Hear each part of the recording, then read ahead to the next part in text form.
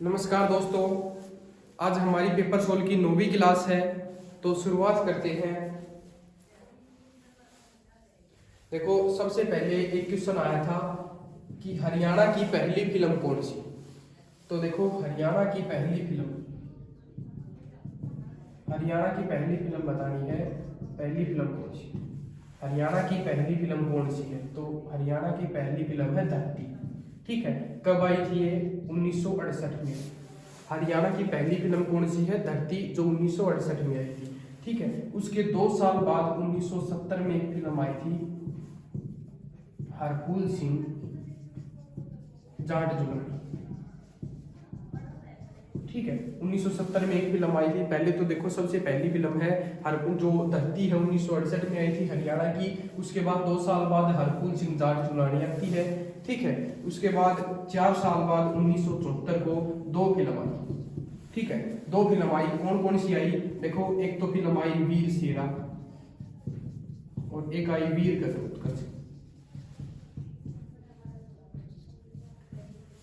ठीक है, वीर शेरा और वीर घटोत्कच। ठीक है, उसके बाद देखो,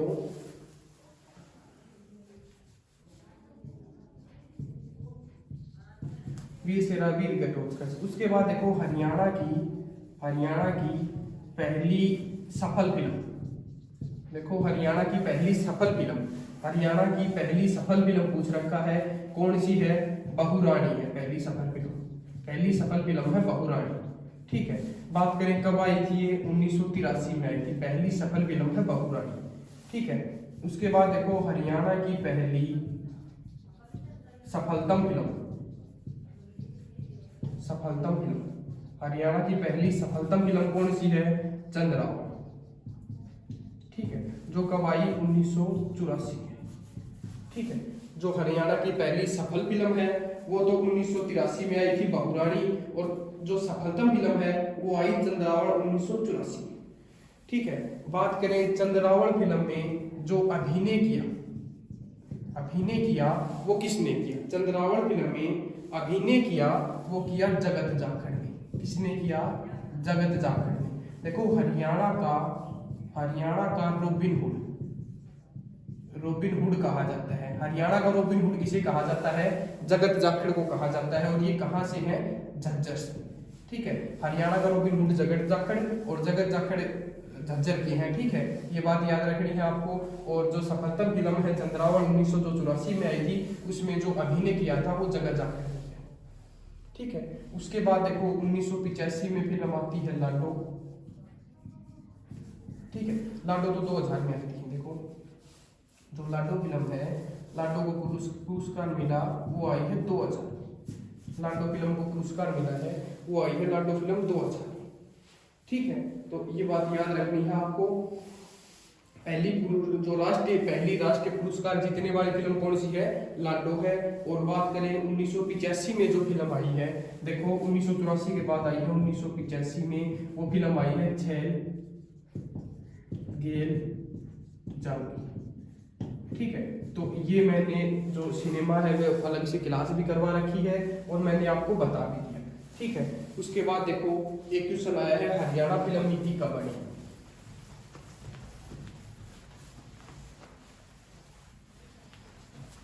हरियाणा जो फिल्म नीति है वो कब बनी?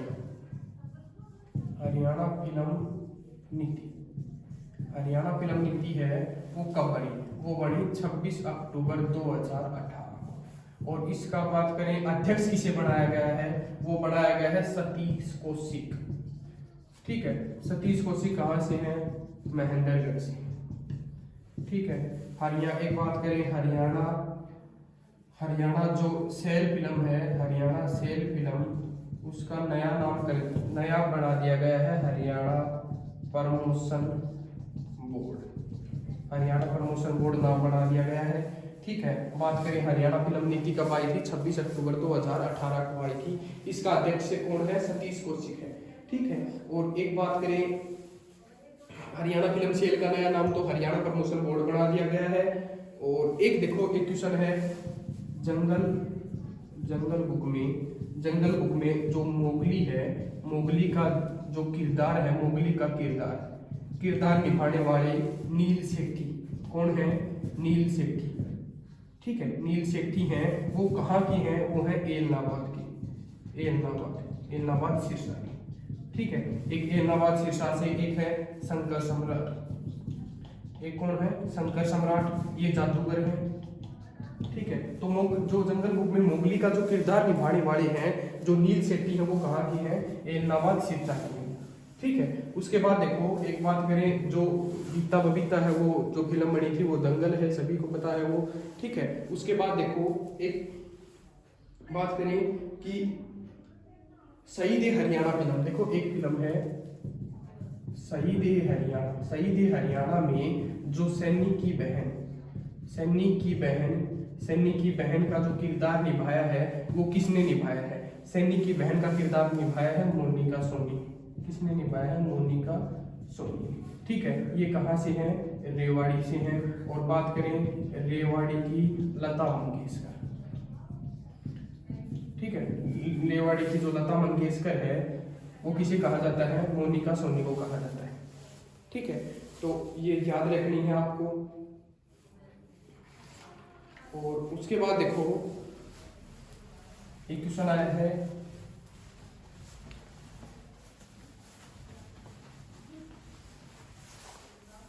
कि हरियाणा केसरी, देखो हरियाणा केसरी किसे कहा जाता है?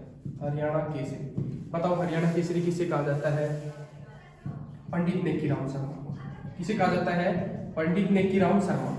ठीक है, पंडित नेकीराम शर्मा को कहा जाता है। बात करें इनका जन्म कब हुआ था, देखो इनके जन्म की बात करें तो 4 सितंबर 1887 को इनका जन्म हुआ। कहाँ पर हुआ? कलंगा गांव भिवाड़ी में हुआ। ठीक है, पहले रोहतक में था और वर्तमान में कलंगा गांव भिवाड़ी में है। ठीक है, उसके बाद देखो अगर बात करें कि इनके, देखो एक तो 1917 में इन्होंने होम रूल आंदोलन में जो रोहतक से नेतृत्व किया था, रोहतक से नेतृत्व, ठीक है, नेतृत्व किया था, रोहतक से नेतृत्व किया था 1917 में।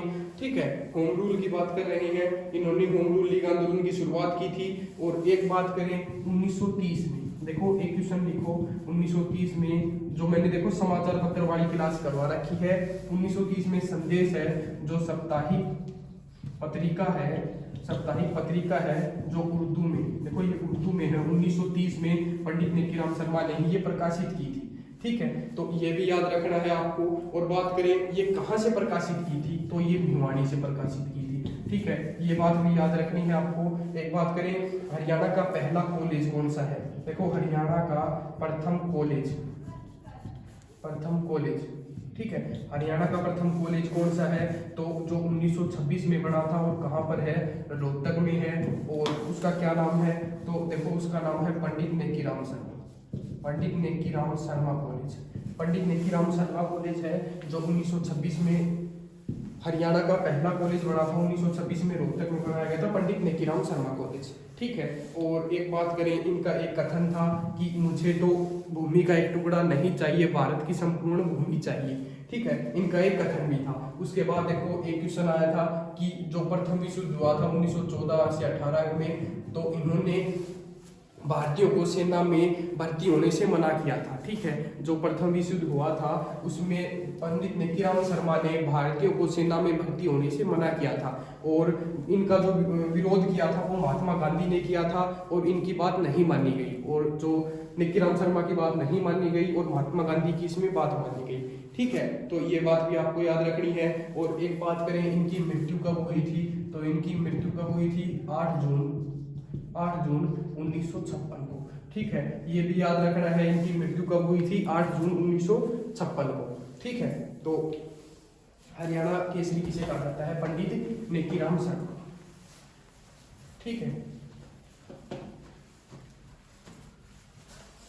उसके बाद देखो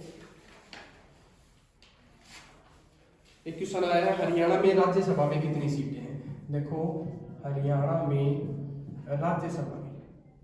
राज्यसभा की सीटें, देखो राज्यसभा की सीटें हैं 5 और बात करें लोकसभा की सीटें हैं 10, जिसमें 2 आरक्षित हैं, अम्बाड़ा और सिरसा, ठीक है। और बात करें विधानसभा की, तो सभी को पता है विधानसभा की 90 सीटें हैं प्लस 1 मनोनीत है। तो राज्यसभा की बात कर रहे हैं, तो राज्यसभा की बात करें, पहले तो इसमें थी 4 सीटें, राज्यसभा की सीटें थी 4।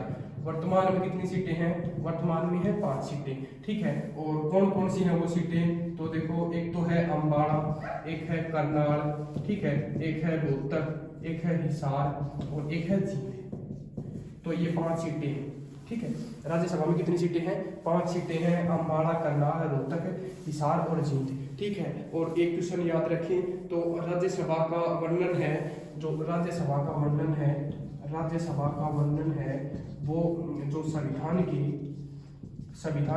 अनुच्छेद 80 में दिया गया है, अनुच्छेद 80 में दिया गया है। इसे ऊपरी सदन कहते हैं। बात करें, इसे ऊपरी सदन कहते हैं, ठीक है। इसे क्या कहते हैं? ऊपरी सदन कहते हैं। तो ये बात याद रखनी है आपको, ठीक है। तो राज्यसभा में कितनी सीटें हैं? 5 सीटें, ठीक है। उसके बाद देखो, एक क्वेश्चन आया है कैथल के फरल गांव में। देखो, ये क्वेश्चन बहुत बार पेपर में पूछा गया है। कैथल के फरल गांव में, कैथल के फरल गांव में मेला लगता है, वो लगता है फल्गु का, ठीक है। कैथल के फरल गांव में किसका मेला लगता है? फल्गु का मेला लगता है, ठीक है। उसके बाद देखो, एक क्वेश्चन है कि हरियाणा में किस लोक नृत्य को चांदनी रात में खुले मैदानों में किया जाता है? तो मैंने देखो नृत्य करवा रखे हैं, उसमें देखो खुले खेतों में या मैदानों में किया जाता है और चांदनी रात को किया जाता है। वो कौन सा नृत्य है? वो नृत्य है धमाल नृत्य, ठीक है। वो नृत्य है धमाल नृत्य। मैंने नृत्य वाली क्लास करवा रखी है, उसमें सबसे पहला क्वेश्चन करवा रखा है धमाल नृत्य का। तो देखो, ये बात करें सबसे प्राचीन नृत्य है, ठीक है, महाभारत के समय का है, महाभारत के समय का है। और जब फसल पककर तैयार हो जाती है, उस समय खुले खेतों में या खुले मैदान में चांदनी रात में किया जाता है धमाल नृत्य, ठीक है। तो धमाल नृत्य है वो। और बात करें, यह ज्यादातर महेंद्रगढ़ में और झज्जर में अधिक किया जाता है, ठीक है। महेंद्रगढ़ और झज्जर में अधिक किया जाता है, ठीक है। तो ये क्वेश्चन याद रखना है आपको। और उसके बाद देखो, एक क्वेश्चन है हरियाणा में मंजीरा लोक नृत्य किस क्षेत्र में किया जाता है? तो देखो, मैंने ये भी करवा रखा है, जो मंजीरा है, जो नृत्य है, मंजीरा नृत्य, वो कहाँ पर किया जाता है? वो किया जाता है मेवात में। मेवात के नृत्य है मंजीरा और रतवाई नृत्य। मंजीरा और रतवाई नृत्य किसके हैं? मेवात के हैं। और बात करें, यह देखो, यहाँ पर बजाई जाती है डफ, नगाड़े, ठीक है, ढोल बजाए जाते हैं और डफ नगाड़े बजाए जाते हैं, मेवात में बन जाते हैं मंजीरा और रतवाई नृत्य, ठीक है। तो मेवात के नृत्य हैं, ये दोनों नृत्य हैं, ठीक है। बड़े बड़े नगाड़े डफ मंजीरों के साथ किया जाता है और यह दोनों द्वारा किया जाता है, जैसे स्त्रियों और पुरुषों द्वारा, ठीक है। तो ये भी याद रखना है, ये दोनों द्वारा किया जाता है, स्त्री और पुरुषों द्वारा किया जाता है। और देखो, नृत्य से 2 क्वेश्चन आए थे इस पेपर में। ये मंजीरा नृत्य है, ये किस क्षेत्र में बनाया जाता है? मेवात में बनाया जाता है। और आगामी एग्जाम में ये क्वेश्चन पूछे जा सकते हैं, जो मैंने करवाए हैं वो सभी क्वेश्चन इंपॉर्टेंट है, तो वो याद रखनी है आपको, ठीक है। उसके बाद देखो, एक क्वेश्चन है,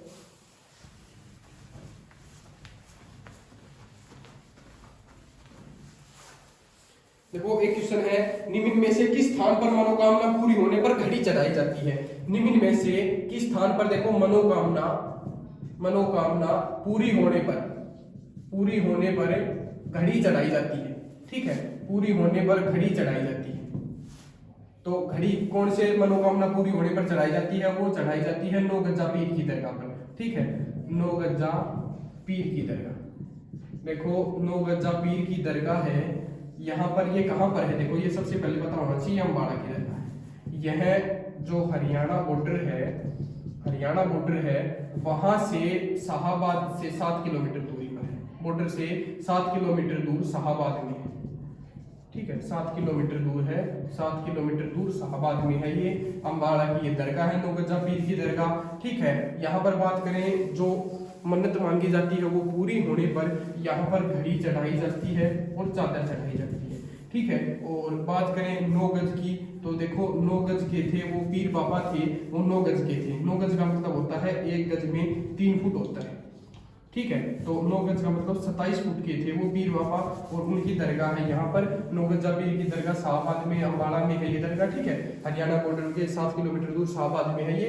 और यहाँ पर जो मनोकामना पूरी होने पर घड़ी चढ़ाई जाती है और चादर चढ़ाई जाती है, ठीक है। और बात करें, एक है नागा बाबा की दरगाह, नागा बाबा की दरगाह, ये भी कहाँ पर है, यह भी अम्बाड़ा, अम्बाड़ा में है, अम्बाड़ा कैंट में है, ठीक है। और बात करें एयरफोर्स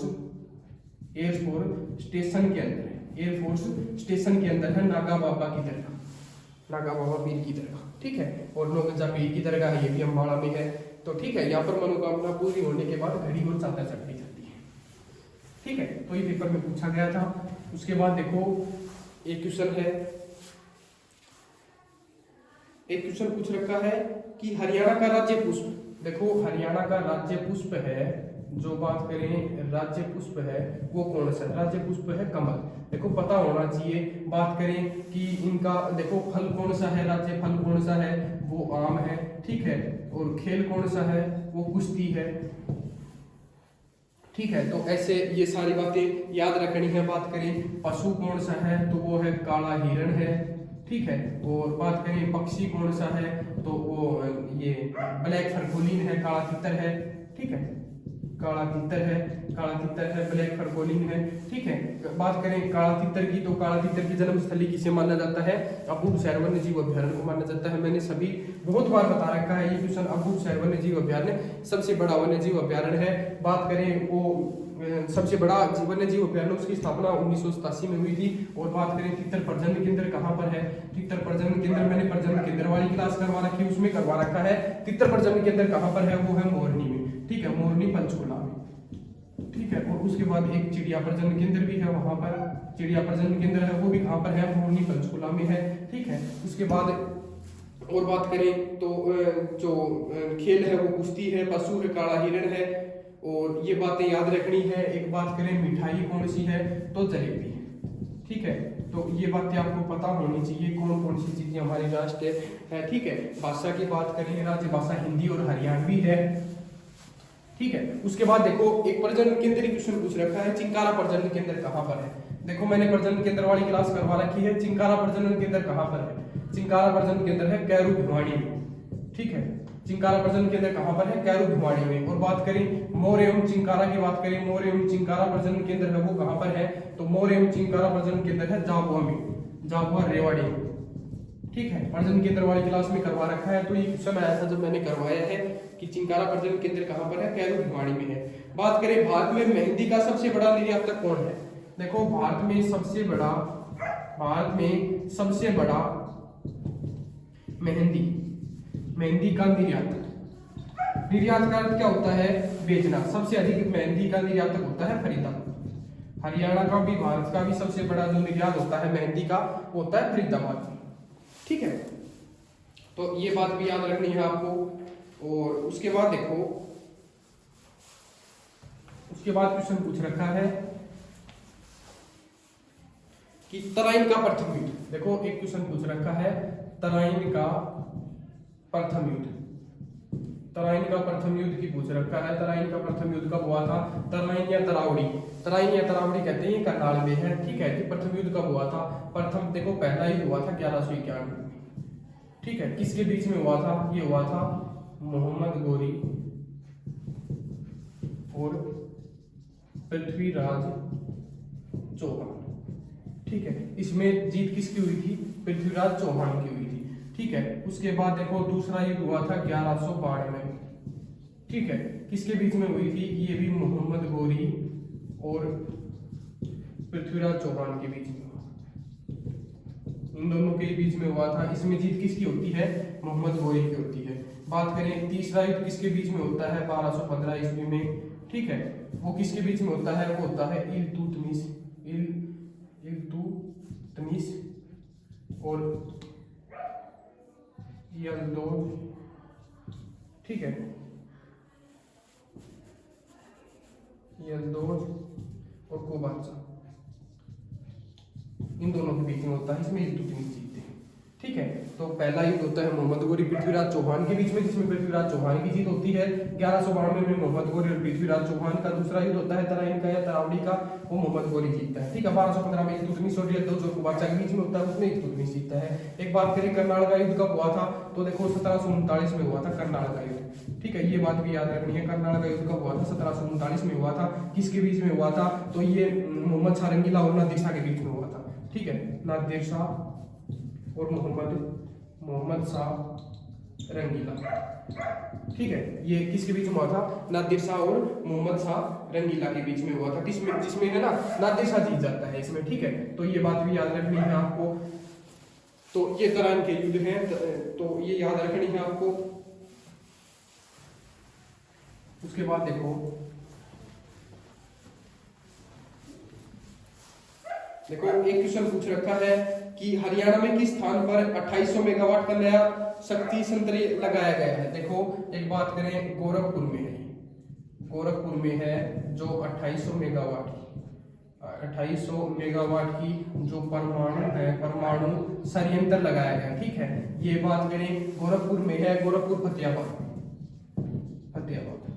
ठीक है, तो 2800 मेगावाट का परमाणु संयंत्र लगाया गया है, पहला संयंत्र लगाया गया है। ये हरियाणा का पहला परमाणु संयंत्र है। इसकी बात करें स्थापना कब हुई थी, देखो इसकी बात करें स्थापना कब हुई थी, 13 जनवरी 2014 को इसकी स्थापना किसने की थी, डॉक्टर मनमोहन सिंह ने। किसने की थी, डॉक्टर मनमोहन सिंह ने इसकी स्थापना की थी। उस समय सीएम कौन थे, तो वो थे भूपेंद्र सिंह हुड्डा।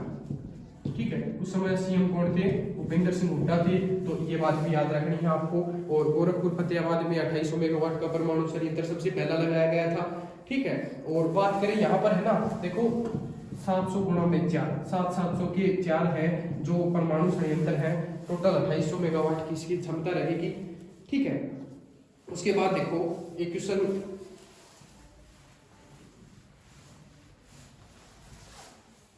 देखो एक है झज्जर की रहने वाली मन्नू भाकर। देखो मन्नू भाकर की बात कर रहे हैं, मन्नू भाकर है, ये कहाँ से है, झज्जर से है। और बात करें गोरैया गांव से है, गोरैया गांव झज्जर से। ठीक है, गोरैया गांव है, गोरैया गांव झज्जर से। ठीक है, मन्नू भाकर है। ये बात करें 16 वर्ष की आयु में राष्ट्रीय मंडल खेलों में जो स्वर्ण पदक जीतने वाली सबसे पहली महिला है। ठीक है, पहली महिला।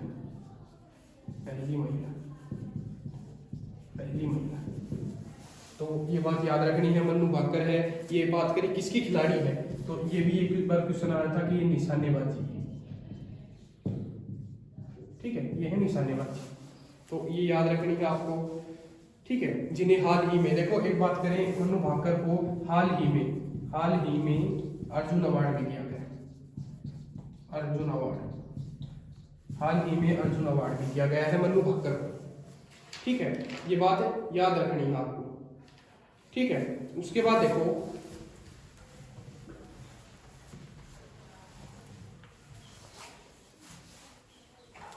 देखो एक क्वेश्चन और आया था कि हरियाणा में,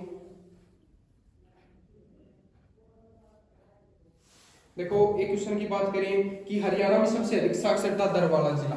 देखो बात कर रहे हैं साक्षरता दर, तो पता होना चाहिए हमें साक्षरता दर की बात कर रहे हैं। सबसे ज्यादा पहले तो देखो भारत की पता होना चाहिए साक्षरता दर कितनी है।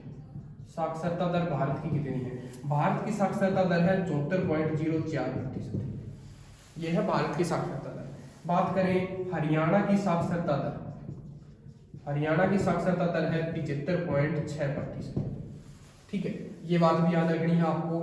बात करें उसके बाद देखो जिले की बात करें कि किस जिले में सबसे अधिक साक्षरता दर है, तो उसकी बात करें, देखो हरियाणा में सबसे अधिक साक्षरता दर, जिले की बात करें हरियाणा में कौन से जिले की सबसे अधिक साक्षरता दर है, तो गुरुग्राम की है। किसकी है, गुरुग्राम की सबसे अधिक कितनी है, 84.07%।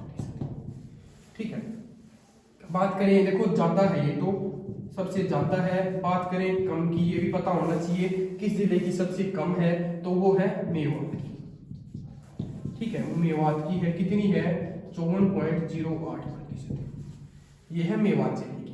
ठीक है। बात करें देखो महिलाओं में ज्यादा तो गुरुग्राम जिले की है, और दोनों में देखो पुरुष और महिलाओं में दोनों में कम किसकी है, मेवात जिले की 54.08%। बात करें पुरुषों में ज्यादा, पुरुषों में ज्यादा है वो किसकी है, पुरुषों में ज्यादा किसकी है, रेवाड़ी की है।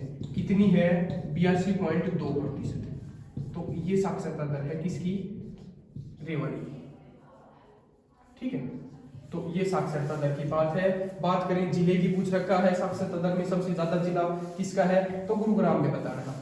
ठीक है। बात करें महिलाओं में पुरुषों में दोनों में नीचे कौन है, मेवात है। लिंग अनुपात में सबसे ऊपर है, बात करें मेवात का 907 है, और बात करें गुरुग्राम का तो 853 है। ठीक है। पूरे हरियाणा की बात करें, देखो हरियाणा की बात करें कि जो लिंग अनुपात है, देखो लिंग अनुपात की बात करें, लिंग अनुपात में हरियाणा का लिंग अनुपात है 879। ठीक है। भारत का लिंग अनुपात कितना है, 943। तो ये बात याद रखनी है। सबसे ज्यादा, सबसे कम किसका है, 853 किसका है, गुरुग्राम का है सबसे कम लिंग अनुपात, और ज्यादा किसका है, 907 है, वो लिंग अनुपात है वो किसका है, मेवात का। देखो साक्षरता दर में सबसे नीचे है मेवात, और लिंग अनुपात में सबसे ऊपर है।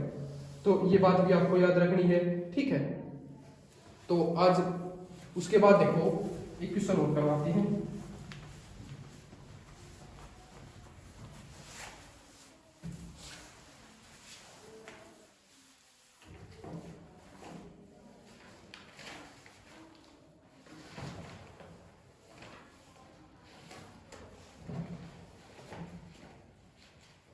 देखो एक क्वेश्चन और करवाते हैं, हसन खां मेवाती। देखो एक क्वेश्चन पूछ रखा है, हसन खां मेवाती, हसन खां मेवाती। ठीक है। हसन खां मेवाती कहाँ से है, तो देखो ये हमें पता होना चाहिए हसन खां मेवाती कहाँ से है। नाम से ही पता चल जाएगा ये है मेवात से। ठीक है। हसन खां मेवाती कहाँ से है, मेवात से। और बात करें हसन खां मेवाती कॉलेज है, कॉलेज है वो कहाँ पर है, वो भी मेवात में है। बात करें 1527 में जो बाबर से विरोध हुआ था, बाबर का विरोध किया था, किसने किया था, हसन खां मेवाती ने किया था। कहां से किया था, मेवात से किया था। देखो बाबर का 2 जगह से विरोध हुआ था हरियाणा में। ठीक है। बाबर का 2 जगह से विरोध हुआ था हरियाणा में। कहां से हुआ था, एक तो मेवात से हुआ था, एक हुआ था कैथल से। कैथल से किसने किया था, 1530 में मोहन सिंह मंडार ने। किसने किया था, मोहन सिंह मंडार ने। ठीक है। मोहन सिंह मंडार ने किया था कैथल से 1530 में। जो विरोध हुआ था बाबर का, 2 जगह से विरोध हुआ था। ठीक है। एक बात पता होना चाहिए आपको, बाबर का मुगल शासक है ये, इसका जो शासन काल है 1526 से 1530 तक रहेगा। ठीक है। बात करें 1527 की, देखो बाबर की बात कर रहे हैं 1527 की। 1527 में देखो 17 मार्च 1527 को, 17 मार्च 1527 को इन्होंने एक युद्ध किया था। किसका युद्ध किया था, जो खानवा का युद्ध किया था। किसका युद्ध किया था, खानवा का, खानवा का युद्ध किया था। किसके साथ किया था, वो किया था राजा राणा संगा के बीच में। राणा संगा के बीच में युद्ध किया था, उसमें राणा संगा हार जाता है, बाबर जीत जाता है। ठीक है। उसके बाद बात करें 1528 में, 1528 में युद्ध करता है चंदेरी का। ठीक है। चंदेरी का युद्ध करता है, चंदेरी का युद्ध 1528 में होता है बाबर का। और यहाँ पर था चंदेरी का शासक था मेदिनी रॉय। कौन था, मेदिनी रॉय, मेदिनी राय है, उसको हरा देते हैं। ठीक है। उसके बाद है 1529 में, 1529 में किसका युद्ध होता है, घाघरा का युद्ध होता है। ठीक है। घाघरा का युद्ध होता है, वो किसके बीच में होता है, अफगानों के बीच में होता है। उसको अफगानों को हरा देते हैं ये जो बाबर है। ठीक है। उसके बाद बात करते हैं 1530 में इनकी मृत्यु हो जाती है। और बात करें इन्हें कहाँ पर दफनाया गया है, तो काबुल में दफनाया गया है। और उसके बाद देखो एक बात करें काबुल, बाबर की बात करें तो बाबर की एक आत्मकथा है। कौन सी आत्मकथा, बाबरनामा। और इसे बात करें तुजुक ए बाबरी। ठीक है। ये बाबरनामा है, तुजुक ए बाबरी। ठीक है। ये इनकी आत्मकथा है। तो बाबर की ये बातें हैं। और 2 जगह से विरोध हुआ था बाबर का। 1527 में बाबर का विद्रोह, जो विद्रोह किया था वो किसने किया था, हसन खां मेवाती ने किया था मेवात से। और जो मोहन सिंह मंडार ने किया था वो 1530 में किया था। ठीक है। और उसके बाद देखो आज हमारी क्लास है वो समाप्त होती है। धन्यवाद।